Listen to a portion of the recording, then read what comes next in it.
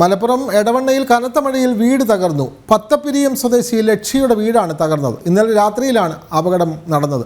വീട്ടിൽ ആളില്ലാത്തതിനാൽ വൻ അപകടം തന്നെ ഒഴിവായി. അടുത്തുള്ള മകന്റെ വീട്ടിലേക്കാണ് തകർന്ന വീടിന്റെ അവശിഷ്ടങ്ങൾ വീണതെന്നും ലക്ഷ്യ പറഞ്ഞു.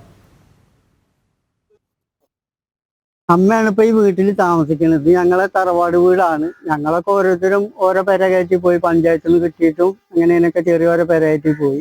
ഞങ്ങളെ കുട്ടികൾ ഇതൊക്കെ ആയിട്ട് ഇരിക്കാൻ പരിമിതമായ റൂമുകളായിട്ട് എട്ടില് ഈ 2 റൂമുള്ള വീടുകളാണ്.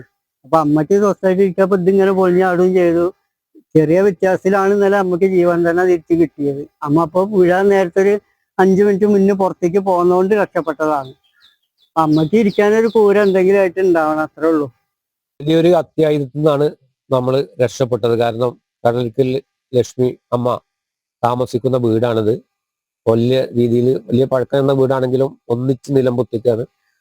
വലിയ ഒരു ദുരന്തം നമ്മുടെ അമ്മ രക്ഷപ്പെട്ട് തന്നെ വലിയൊരു രക്ഷപ്പെടലാണ്. ഏറ്റവും അവരെ താമസിക്കുന്ന വീടാണ്.